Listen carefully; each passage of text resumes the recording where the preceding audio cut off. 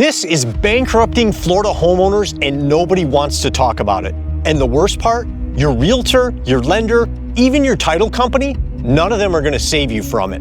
And if you don't know what to look for, you're on your own. In this video, I'll show you the 5 hidden costs that are screwing Florida buyers, why your realtor should be warning you about them, but most of them don't even know what's going on, and how you can avoid these fees so you don't get screwed like everybody else. Let's jump in. First up, we got one of the nastiest surprises Florida buyers are running into. You think you're getting a fully renovated home, new floors, new kitchen, everything looks great. You're excited to move in, start unpacking, and invite your friends and family over, but what nobody tells you is the rehabber never pulled permits. And when that happens, it's not just a paperwork issue, it's a nightmare that can cost you tens of thousands of dollars to fix. For Thomas Pickick in Miami, it all started like a dream. He found a house on 67th Street, walked through it, loved what he saw, and made an offer right away. But a couple of months after moving in, there was a knock at the door. An inspector from the city's building department told him his house was under violation. He was floored, man, because he hadn't done any renovations himself, so how could that be possible? It turns out the plumbing, electrical, windows, even the roof had all been replaced without permits. And cleaning up that mess cost him more than $20,000 because he had to bring in new contractors to inspect the work, make repairs, and close out the permits under their licenses. Now, Ramona Garcia had the same nightmare. She bought her home on Northwest 22nd Court in Miami, only to get a letter from the county a few months later. At first, she thought it had to be a mistake, and it wasn't. The building department told her the house was in violation too for the same reasons. Unpermitted renovations done before she bought it. Except in her case, she was slapped with nearly $40,000 in county fines. These might sound like extreme cases, but even a typical Florida home fixing unpermitted work will run you around $5,000 on average. And here's what people don't realize. This stuff doesn't always show up in a title search, so your title company can miss it. And it's not your home inspector's job to check permits either, so he can't help you. Sellers are supposed to disclose unpermitted work, but if they don't, you're the one paying the price. Here's how to keep yourself from getting screwed when everybody else drops the ball. The easiest move is to go online and check the city's building department yourself. A lot of cities let you search permits right on their website. In St. Petersburg, where I live, here's the website. Just put in the home's address and you'll get all the permit info. I'll drop the link in the description below. If your city doesn't have a website, just call them. The building department is your best friend when you're buying a house. Tell them everything. The place looks like a brand new rehab, and the listing is advertising new windows, a new roof, updated electrical, plumbing, and AC. Then ask, were permits pulled for this work? And are there any open permits? If the answer is no, congratulations. You just saved yourself from a nightmare. And once the city knows, the burden shifts. It's now on the seller or rehabber to reopen and close those permits before the house can be sold. They can't just walk away and dump the problem onto the next buyer. And if you're a realtor, do this for your clients. It's one quick call that makes you look like a rock star. That's how you turn clients into die-hard fans who are gonna stick with you and send all their friends your way. Second, there's this little thing called a Community Development District, or CDD, that most people have never even heard of. And this one's completely legal, but it feels like it should be a scam. It's usually buried in the paperwork, written in dry, boring language, and because of that, a lot of buyers ignore it. That ends up being one of the biggest mistakes of your life. Here's how it plays out. A developer wants to put up a new subdivision, but to do that, they need roads, sidewalks, sewers, maybe even a clubhouse. That's expensive stuff. So normally, a developer would just pay for it as part of doing business, but not here in Florida. Instead, they go to the county and say, let's create a CDD. The county doesn't have to put up a single dollar. They approve the district, sit back, and still collect property taxes from every homeowner in the new development. But they're not paying to keep up the roads or the infrastructure. That bill's on you. So the county gets their tax money like usual, while the homeowners cover all the extras through the CDD. It's like free money for them. The CDD then issues bonds, basically a massive loan to cover the cost of all that infrastructure. And those bonds aren't sold to regular people like you and me. They're sold to big players like banks, hedge funds, insurance companies, and giant mutual funds. Why? Because these are tax-exempt municipal bonds. Investors don't have to pay taxes on the interest, which makes them safe, predictable, and really appealing if you got deep pockets. These bonds usually run for 30 years, and that means you, the homeowner, are the one paying them back through annual assessments tacked onto your tax bill. The district gets the money, the builder gets to build, and you're stuck with the bill. One family in Lakewood Ranch is paying $4,478 a year. That's almost $375 a month. And that doesn't include your mortgage and insurance. It's a completely separate cost that most people don't even realize they've agreed to. The average CDD annual assessment in Florida is $1,800. And those 30 years of payments, that's not always the end. A lot of districts keep charging even after the original bonds are supposed to be paid off.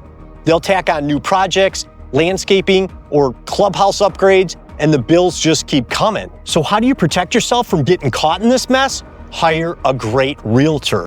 You want somebody that sells a lot of new construction or homes in developments, not your sister's cousin's friend's nephew who just got his license. You need somebody that knows what a CDD is, what it costs, and how to spot one buried in a tax bill. And here's the 4 questions you need to ask your realtor. First, can you find out if this property is in a community development district or special taxing district, and what the remaining bond balance and annual assessments are? If they can't answer that, find somebody who can. Second, how many years are left on the bond and what's the total I'll be paying over that time? Third, are there additional maintenance or operation fees I'll still owe after the bond is paid off? And finally, can you show me where this is disclosed on the property tax bill or closing documents? These questions force your agent to actually dig in and do the work, not guess. They need to pull the CDD disclosures, check the tax history, and grab what's called a trim notice. That stands for Truth in Millage. It's a piece of paper that counties send out every year, usually around August, and it shows what your home's worth, how much you owe in taxes, and where every dollar's going. Schools, fire departments, city services, or CDD annual assessments. If your house is in one of these special taxing districts, like a CDD, it'll usually show up on the trim notice under non-ad valorem assessments. That's just a fancy way of saying this charge has nothing to do with your home's value. It's a flat fee they slap on. If the home's brand new or still under construction, the county might not have assessed it yet, which means no trim notice, but that doesn't let your realtor off the hook.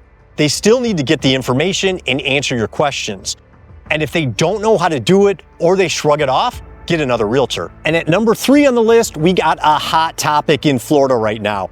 Governor Ron DeSantis is pushing hard to eliminate property taxes on all homestead or primary homes in the state. But until that actually happens, you need to know how property taxes really work here, especially the year after you buy. When you're scrolling Zillow and see the property tax listed, that number is what the current owner's paying. It's based on the home's last assessed value, which could be way lower than what you're about to pay. The year after you close, the county uncaps that assessment and resets it to your purchase price. So if the seller bought the house 10 years ago for $150,000 and you're buying it today for $350,000, your property taxes could double or even triple overnight. That's a shock a lot of buyers aren't ready for. On average, property taxes in Florida jump about $2,500 in the first year. And if you're buying a higher priced home, it's gonna be way more than that. So don't make the mistake of budgeting off the old numbers. Go to the county property appraiser's website. Most counties have a tax estimator tool where you can plug in your actual purchase price and see what your bill's gonna look like. If you're in Pinellas County, here's the link. I'll drop it in the description below. At number 4, we got HOAs. And if you've ever wondered who thought these were a good idea, here's how we got into this mess. It was developers, cities, and the federal government all working together to make them explode. HOAs have been around in some form since the 1800s, mostly in wealthy neighborhoods where people wanted to keep things looking a certain way. Back then, it was all about deed restrictions, private agreements that said what you could and couldn't do with your property, but HOAs didn't really take off until the 1960s. That's when the federal government started requiring them for new condos and subdivisions if developers wanted to qualify for FHA loans. Basically, if a builder wanted financing, They had to slap an HOA on the neighborhood. That one rule changed everything. Then in 1964, the feds put out a planning bulletin that told developers how to design these master plan communities with shared green space, parks, and amenities, and HOAs were baked right into the model. Cities loved it because they got all the benefits of new housing without paying for things like street repairs, drainage, or landscaping. It was like outsourcing basic services to the homeowners while still collecting property taxes. And that part matters. Cities still charge people in HOAs the same property taxes as everybody else. But since the HOA handles the local maintenance, the city doesn't have to spend a dime. Free money. That's why cities push developers to create HOA-run neighborhoods. The more HOAs, the less the city has to do. Developers love it too. HOAs keep neighborhoods tidy, keep values high, and let the builder stay in control until every last home is sold. According to a 2025 report from iProperty Management, 64% of owned homes in Florida are now part of an HOA, and there are about 50,000 HOAs in the state, second only to California. So this isn't some random trend. It was planned, promoted, and profitable. And now, millions of homeowners are stuck paying the bill. The average HOA fee for a single-family home in Florida is $275 a month or $3,300 a year. That's a big hit, especially if you didn't even realize you were buying into an HOA. So before you make an offer, ask your realtor if the home's in an HOA and have them pull all the documents so you know it's a healthy one. It's also not a bad idea to knock on a few neighbors' doors and ask if they like living under it. You'll get an honest answer real quick, and it's a good way to find out if your neighbors are dicks. And unless you're buying a waterfront place like this, which I would do in a heartbeat if I could afford it, avoid flood zones whenever possible. They drive up the true cost of ownership like crazy. If your home's in a flood zone and you're financing it, the bank's gonna make you carry flood insurance. There's no way around it. For newer, elevated homes, it might only be a few $100 a year, but for older, ground level homes near the coast, those premiums can hit $5,000, $10,000, or even more every single year. The average flood insurance cost in Florida is $850 a year. When we first moved to Florida, we rented an apartment in downtown St. Pete, and honestly, I'm glad we did. It gave us time to figure out which areas actually hold up in storms and which ones turn into swimming pools. We saw places like Shore Acres go underwater more than once. After that, we made a rule: no flood zones. And now that we bought our house, it was one of the best decisions we ever made. We've been through 2 major hurricanes, and while other people were dealing with flooding and damage, we had 0 issues. Now, if you're buying on the water, it is what it is. You're gonna be in a flood zone, but you can still plan smart. Before you buy, figure out your flood plan. If water rises 10 feet, are you under it or above it? A lot of waterfront homes are designed with garages on the first floor and living space up top. That way, the living area sits about 15 feet above sea level, which technically puts it out of the flood zone. That's what you want. I got friends who got wrecked in the last couple of hurricanes.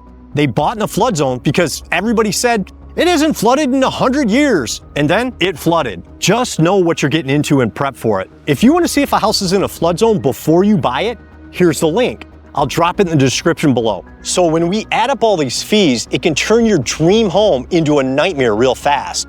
$5,000 for no permits, $1,800 for a CDD, $3,300 for the HOA, $2,500 in readjusted property taxes, and $850 in flood insurance. That's a total of $13,430 in hidden fees.